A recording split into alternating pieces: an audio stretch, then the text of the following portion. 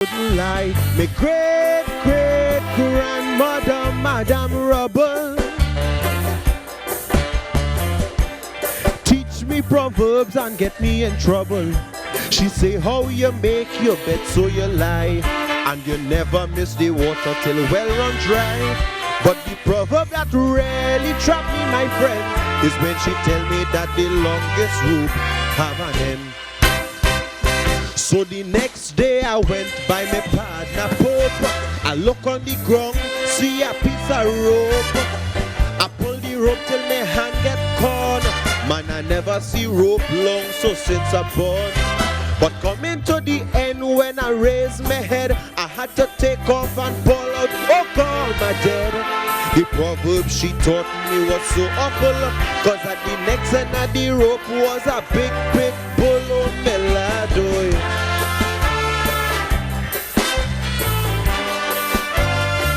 Bum.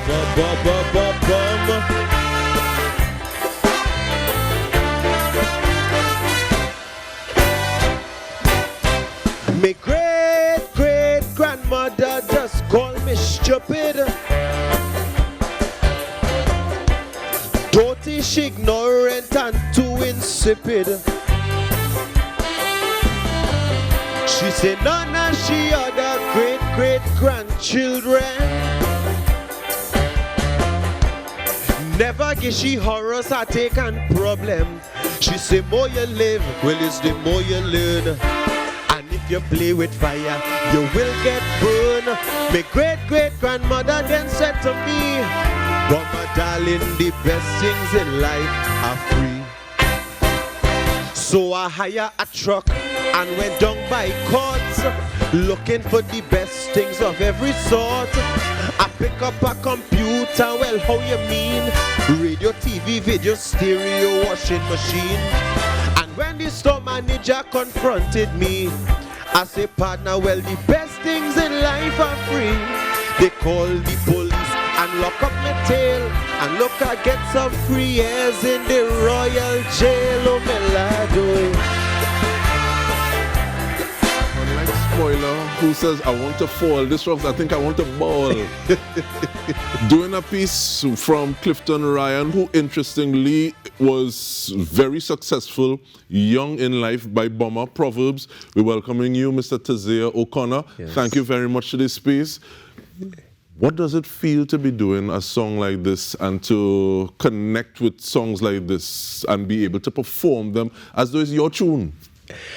I think to me it's a pleasure, because not often young people are able to sing the older ones or remember them or even know them.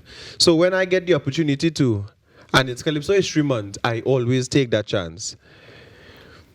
Calypso is an interesting thing, eh? It could make you laugh, it could make you cry, it could make you bawl, it could give you inspiration. Why Calypso for you? I know that's not the only way that you express yourself. Yes. But what is it about Calypso for you? I think it's a deep-rooted kind of love that I have for Calypso. And the fact that I was born into Calypso and grew up with Calypso playing 25/8. I don't think I had a choice, you know. Yeah. You say that the man some different maths in terms of the calendar and all these sorts of things. But one of the things I find interesting with you, though, is that you've tasted highs and lows. And I'll talk about two instances where the person that I thought would have won didn't. This is 2004. This is just 2 years after you're born. Yes. That's to tell you the kind of age that we're dealing with. When Brian London did not win. And then sometimes I heard the conversation that people said, nah, this next fella calling, he was too young and he was too back on the people's stage in terms of Helon Francis. Right. But how do you deal with disappointment? In life, you have to take the good with the bad, as Kelvin Pope said. And in terms of disappointment, I don't let it bother me, because I always go into competition saying you can't always win. A competition is a competition for a reason. So this year with my song Kaiser to the World, I thought, well, yeah, boy, you win. And then when I got the results, I didn't win. I said, well, boy, next time you try again. No, but that's part of the reason I want to ask, because for 2 seconds you was bitter, you know. And the way that you would see Kelvin Pope outside one of the malls downtown Port of Spain is very different from the fact that you're a lot more engaged on digital platforms. Yes. So what does that look like in terms of trying to bridge that gap between, okay, well, this is my personal feeling versus, okay, well, this is me as an artist? How do you navigate that space? That's a very hard and a very fine line that we have as artists. Sometimes, because when I posted for the Carnival season and I say, well, I thought I win, they were shocked that I would post something like that. You know, people will say, why would you post that? They will look at you differently, but I'm a human, and if I thought I won, I thought I won. You know, and I feel like people think that when you're a public figure or celebrity, you're not supposed to have feelings. You're supposed to be a robot, sing on the stage, come off the stage, and just post your pictures and say, wow, congratulations to the first place. We have feelings too, and we are entitled to feel. So I don't really take it on that much. If you're not interested in what I post, you can unfollow. And that's a healthy way, I think, to treat with it. And yeah. Because you also post on other things, and you see conversations going one way or the other. So you recently spoke about, you said congratulations, this is for the person in Tobago who would have won. Yes. Then there was a whole deep dive down the rabbit hole in terms of delivery style and who growling and who comments, articulating. yes. You enjoy choking fire like that, sir? I didn't choke the fire. I just said congratulations because I was really proud of her. I looked at the competition and I said that was a very fair win. So I posted it and people in the comments gave their opinions. I can't stop people from giving their opinions.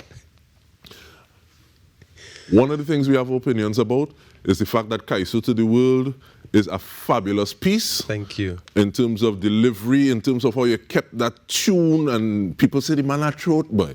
And even like impersonating or channeling the people that you were talking about. Thank you. So let me stop talk so that you could start sing. And we say that this is the end of the Now Morning Show for today. We want to thank you very much. Natasha Lee Kerbinali, the lady I've handled to her name. Let me put that in. Mr. Q, the guests, the artists that we see their handiwork, and everyone, including you. We now have some Calypso to the World with Tazea O'Connor. Thank you.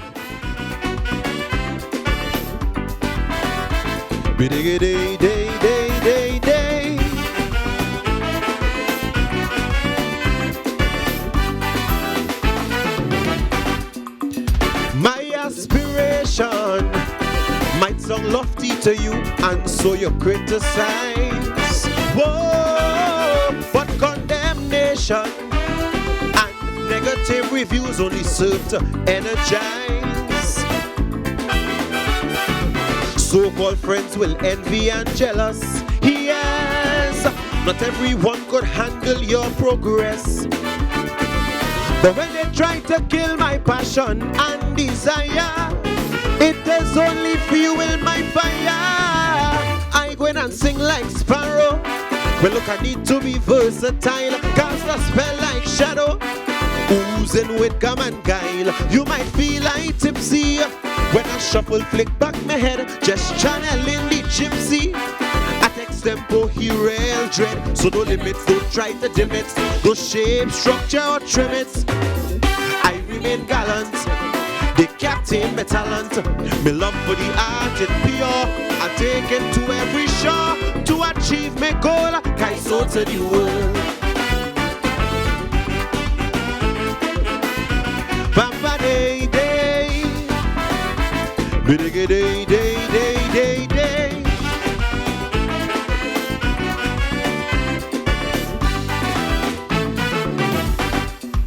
You see, my intentions is to elevate the art and to be the architect. Whoa, so younger generations can blaze a trail for themselves and show it due respect. Put my abilities on display while honoring the greats along the way.